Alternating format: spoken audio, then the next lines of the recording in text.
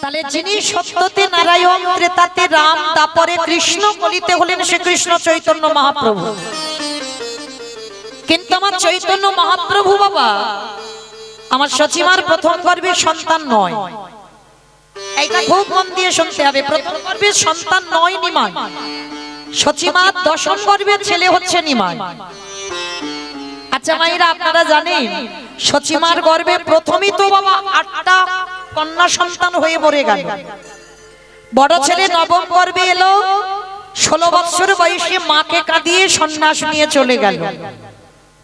24 বছরের নিমাইও এলো, দশম গর্ভের ছেলে, সে 24 বছরের বয়সে নিমাইও সন্ন্যাস নিয়ে চলে গেল। তাহলে এই জায়গাটাই একটু অনুভব করবেন মা, আমরা গ্রাম অঞ্চলের মা তো অনেকে বাবা নিজেদের মন গড়া গড়া কিছু কথা মেনে নেন।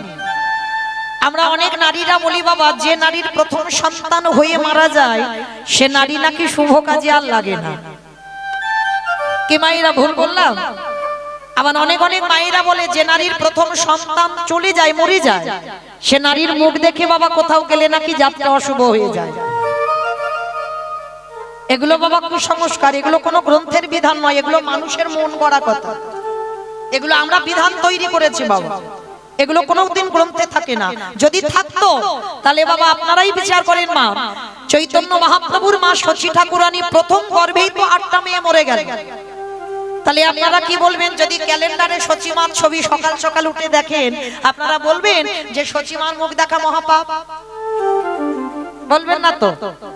তাহলে কিসের জন্য বাবা সমাজে এগুলো বলেন? কর্মফল তাকে ভোগ করতে হচ্ছে, তার জন্য যে তার মুখ দেখলে তোমার যাত্রা অশুভ হবে, এগুলো বাবা ভুল কথা। এগুলো কোনোদিন আমাদের ধর্মতে বলছে না, আমাদের মন গড়া কথা। তাহলে চৈতন্য মহাপ্রভু জন্মাবার আগে বাবা, আবির্ভাব হবার আগে 8টা মেয়ে হলো, সচিমার মরে গেল। বড় ছেলেটা এলো, সেও চলে গেল। ছোট ছেলে নিমাই এলো, সেও 24 বছর বয়সে চলে গেল। তাহলে ভেবে দেখেছেন? আর আমরা আপনারা একটা সন্তান যদি হারাই কেঁদে পাগলিনী হয়ে যায়, আর ঠাকুরের ডাকবো না, আর মন্দিরে যাব না, কত অভিমান।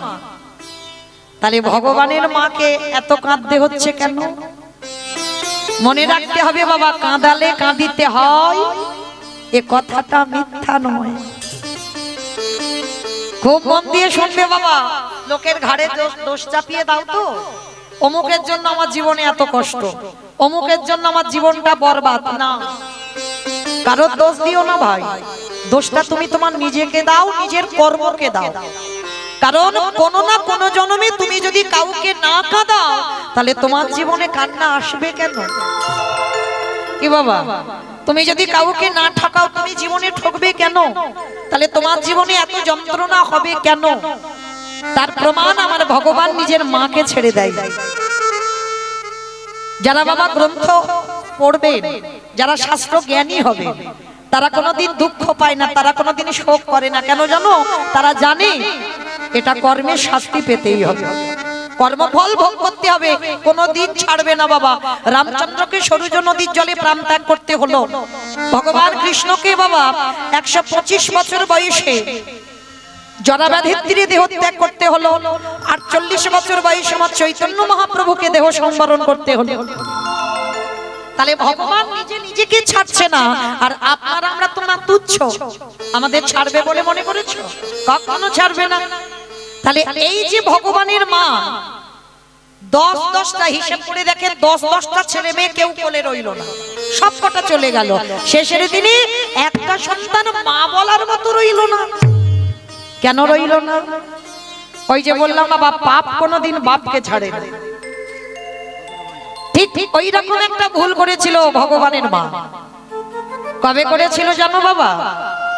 স্মরণ করো একবার সেই ত্রেতা যুগে রঘুপতি রামচন্দ্র, যেদিন রামচন্দ্র 14 বৎসরের জন্য বনবাস, দশরথের কাছে কায়দা করে কইকেয়ী মা 2টো বর চেয়েছিল, ভরত হবে রাজা আর রাম যাবে 14 বৎসরের জন্য বনবাস। এই জায়গাটা মা খুব মন দিয়ে শুনবেন, কেমন বাবা পরপর জন্মে পাপের শাস্তিটা পেতে হয় প্রত্যেকটা মানুষের। তো একটা নয়, 2টো নয় বাবা, কতগুলো সন্তান হারিয়েছে দেখো। তো যখন আসতে কথা নয়, রাম 14 বছর বনবাসী হবে। রামের মা কৌশল্যা, রাম যখন বনবাসে যাবে না, একটা পাত্রে করে দুগ্ধ এনেছিল। রাম নে বাবা, জানি না কোন অপরাধের জন্য তোর বিমাতা কইকেই তোকে বনবাসে দিল, তো যাবার সময় বাবা তুই এক দুগ্ধটা পান করে যা, কারণ এটা প্রথমা। আজ অনেকে ঠাকুমারা মায়েরা এখনো মানে, সন্তান যখন শুভ কাজে যায় অনেক মায়েরা দেখবেন দইয়ের ফোঁটা দেয়, একটু দুগ্ধ খাইয়ে দেয়। কেন? এগুলো নাকি মঙ্গল, যাত্রা শুভ হয়। তো রামের মা যখন দুগ্ধটা এনেছিল, কোথায় ছিল? কইকেয়ী মা, ভরতের মা। ছুটে এসে রেগে গিয়ে বলেছিল, দিদি এই অযোধ্যার রাজা আমার ভরত হবে, আর ভরত যদি রাজা হয় আমি হব রাজমাতা, তাহলে তুমি আমার আদেশ ছাড়া তুমি তোমার রামকে যাওয়ার সময় তুমি দুগ্ধ পান করাচ্ছ। দুধের বাটিটা টেনে ফেলে দিয়েছিল কইকেয়ী মা। যখনই কইকেয়ী ফেলে দিল না, কৌশল্যা বড় হয়েও কইকেয়ীর চরণ তলে লুটিয়ে পড়েছে। কইকেয়ী, সত্যি যদি তোর থেকে আমি একদিনের বড় হয়ে থাকি, সত্যি যদি তোকে বোনের মতো আমি ভালোবেসে থাকি, তোকে আমি ছেড়ে দেব না। আমার রামকে হারিয়ে আমি তো 14 বছর পরে আবার রামকে পাবো, আমি 14 বছর কাঁদবো, কিন্তু সত্যি যদি আমি আমার রামের মা হই, আমি তোকে ছেড়ে দেব না।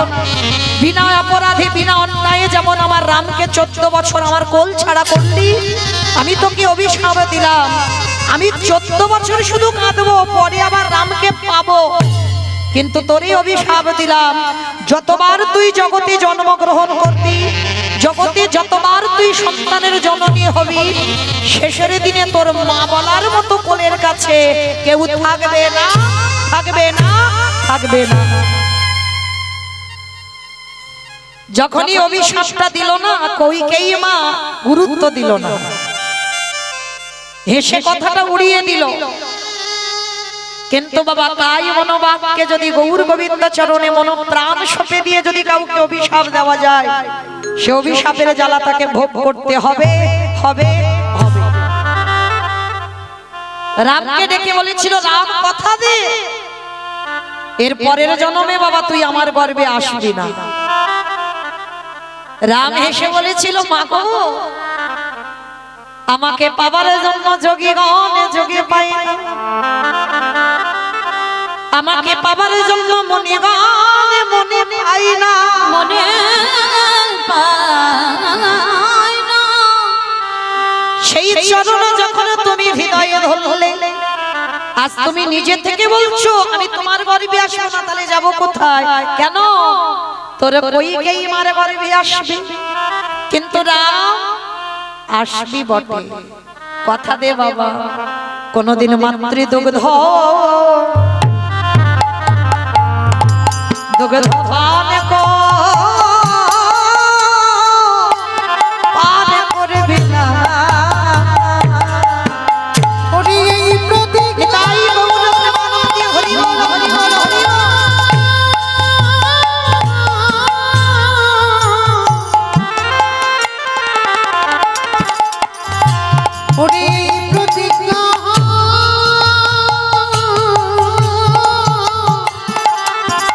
কথা দে বাবা,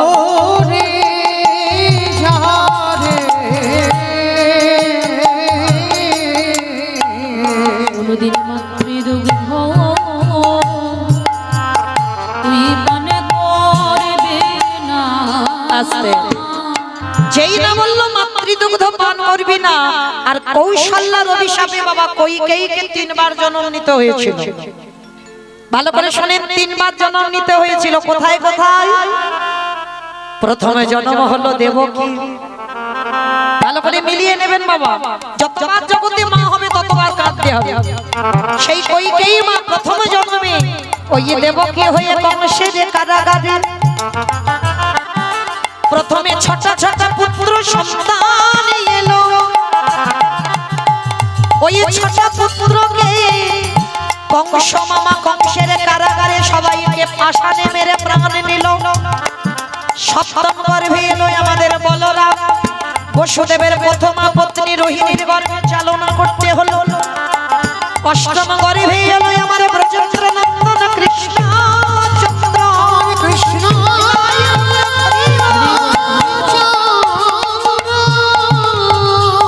ওই ভাদ্র কৃষ্ণাষ্টমী তিথিতে বাবা বসুদেব মাথায় করে নিয়ে কারাগারে থেকে নন্দালয়ে রেখে এলো। আস্তে বাবা হিসেবগুলো করে নেবেন। প্রথমে 6টা মেরে দিল কংস। সপ্তম গর্ভে বলরাম, রোহিণীর গর্ভে গর্ভনাশ হলো, প্রকাশ পেল। সপ্তম গর্ভে বলরাম এলো, আর অষ্টম গর্ভে আমার ভগবান কৃষ্ণচন্দ্র এলো বটে। সেই রাতের অন্ধকারে বাবা বসুদেব মাথায় করে নিয়ে রেখে এলো ওই নন্দালয়ে ব্রজধাম। তাহলে হিসাবে মিলে গেল বাবা। প্রথম জন্মেই 8টা চলে গেল, কেউ মার কোলে রইল না। আর ওই কইকেই মা প্রথম জন্মে দেবকী হলো, আর দ্বিতীয় জন্ম কে হলো? যারা যারা গেছেন বাবা জগন্নাথ ধাম, পুরী ধাম, লীলাচল, এই মন্দিরটা প্রতিষ্ঠা করেছিল কে বাবা? ইন্দ্রদম্ন রাজা। আর ইন্দ্রদম্ন রাজা স্ত্রী ছিল যার নাম হলো গুন্ডিচা মা। যিনি কইকেয়ী, তিনি প্রথম জন্মে দেবকী হলো, আর দ্বিতীয় জন্মে হলো গুন্ডিচা মা। আর গুন্ডিচা মায়ের কটা সন্তান বাবা? 18টা। বাহ, 18টা সন্তান, একটা দুটো নয়। যারা যারা জগন্নাথ ধামে গেছেন বাবা, জানি না আপনারা দেখেছেন কিনা, অবশ্যই করে দেখতে হবে। শুধু জগন্নাথ দেখলে হবে না, জগন্নাথ দেখবার আগে তোমাকে 18 নালা দর্শন করতে হবে, তবে তুমি জগন্নাথ দেখায় ফল পাবে। কিন্তু বাবা আমরা 18 নালার উপর থেকে যাই, কিন্তু বুঝতে পারি না, পরে বাবা ওই 18 নালা দেখতে আসি। কারণ 18 নালা পার না হলে তুমি জগন্নাথের কাছে পৌঁছাতেই পারবে না। জগন্নাথজিকে দর্শন করে যদি কোনো পূর্ণ সঞ্চয় করতে হয়, আগে বাবা 18 নালা দেখতে হবে, তারপরে বাবা গরুড়ধ্বজ স্তম্ভ দেখতে হবে, জগন্নাথের সামনে যেটা আছে। আজও মহাপ্রভুর হাতের পরশের চিহ্ন আজও আছে, ওটাকে দেখতে হবে। আর তৃতীয়বার তোমাকে জগন্নাথ দেখতে হবে। যদি প্রকৃত ভক্ত হও, যারা জানে বাবা, এই আগে এ দুটোকে দেখে তারপরে জগন্নাথ দেখতে হবে, না হলে জগন্নাথ দেখায় লাভ হয় না, ফল হয় না। আমার কথা নয়, গ্রন্থ বলছে আগে 18 নালা, তারপরে হচ্ছে গরুড়ধ্বজ স্তম্ভ, তারপরে আমার জগন্নাথ দেখতে হবে।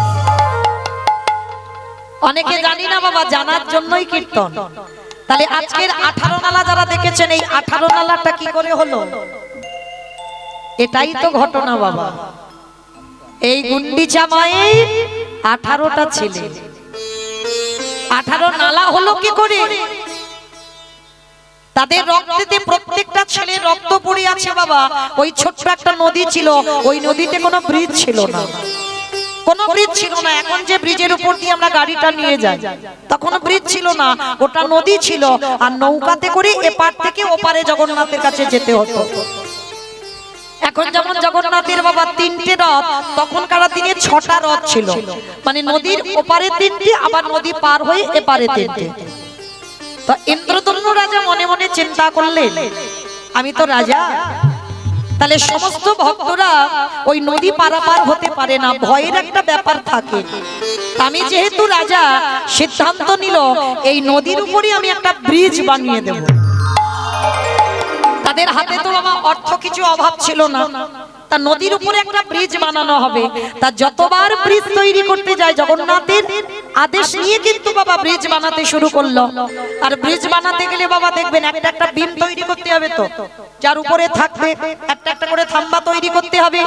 তো যতবার তৈরি করে ততবার মা ওই নদীর জলে সব ধুয়ে চলে যায়। সকালবেলা বিম বানিয়ে দেয়, রাত্রিবেলা বাবা সে বিম ওই জলেতে চলে যায়, সকালবেলা এসে দেখে না ফাঁকা। ইন্দ্রদম্ন রাজা ছুটে গেল জগন্নাথের কাছে, জগন্নাথ, আমি তো আমার জন্য নয়, জগতের সবার যাতে সুবিধা হয় তার জন্য আমি ব্রিজ বানাচ্ছি, কিন্তু কিসের জন্য হচ্ছে না, কি আমার অপরাধ? জগন্নাথ দৈববাণী করে বলেছিল, ইন্দ্রদম্ন, ওই ব্রিজ সেদিনই হবে যদি প্রত্যেকটা বিমের মাথায় তুমি নরবলি দিতে পারো। যখনই কথাটা বলেছি ইন্দ্রদম্ন রাজা ছটকে উঠেছে। প্রত্যেকটা বিমের মাথায় নরবলি দিতে হবে। আজও নিয়ম আছে বাবা, প্রথা আছে, অনেক ব্রিজ হতে চায় না, ওই ব্রিজের মাথাতে নরবলি দিতে হয়, আজও আছে। তো নরবলি দিতে হবে, কিন্তু এত বড় নদীটা কতগুলো বিম তৈরি হবে বাবা, প্রত্যেকটা বিমের মাথায় নরবলি দিতে হবে। ইন্দ্রদম্ন রাজা চিন্তায় পড়ে গেল, আমি কার মার বুক থেকে সন্তান আনবো, আর কোন মা বা দেবে। ইন্দ্রদম্ন রাজা কত ধার্মিক দেখে, একবারও নিজের কথা ভাবলো না। মনে মনে ভাবলো, অন্য কারোর সন্তান কেড়ে নিলে তাদের এই জ্বালা যন্ত্রণা সহ্য করতে পারবে না, কিন্তু আমি যদি জগতের জন্য ভাবি, তাহলে আমার নিজেরই তো 18টা ছেলে আছে, তাহলে কেন আমি অন্য মার বুক থেকে ছেলে খালি করব? আমারই যখন 18টা ছেলে, আমি একটা একটা করে আমার ছেলে বলি দেব। পারবেন এমন পিতা জগতে একটা দেখাতে?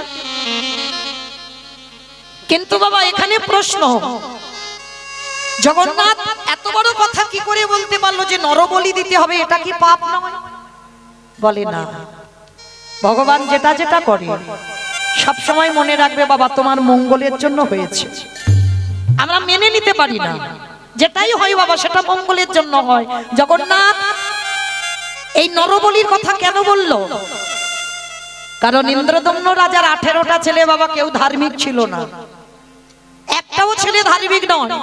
নেশাগ্রস্ত মাতাল, জুয়া খেলে, পতিতালয়ে যাওয়া, কোন ছেলেটা ভালো নয়। ইন্দ্রদম্ন রাজার গুন্ডিচা জগন্নাথের কাছে আঁচল পেতে 18টা ছেলে চেয়েছিল, কিন্তু যখন দেখলো একটাও ছেলে ধার্মিক নয়, একটাও ছেলে বাবা মায়ের মতো হচ্ছে না, তখন জগন্নাথের কাছে গিয়ে গুন্ডিচা ইন্দ্রদম্ন রাজা কেঁদেছিল, হে জগন্নাথ, ছেলে ছেলে করলাম, এমন ছেলে দিলে, সকাল হলে কান পাতা দায় হয়ে যাচ্ছে, বলো না জগন্নাথ, আমার 18টা ছেলে উদ্ধার পাবে কি করে? ভগবান চেষ্টা করলো, কি করলে 18টা ছেলে মুক্তি পাবে। তাই তো আজকের ভগবানের এত কঠিন শাস্তি, এত কঠিন কথাটা ইন্দ্রদম্ন রাজাকে বলেছিল, যাতে 18টা ছেলে উদ্ধার পায়। আর যা জগতে হয় সবই তো তার চিত্রপট, তার ইশারা না হলে বাবা পাতা নড়ে না, সবকিছু তার ইশারাতে হয়।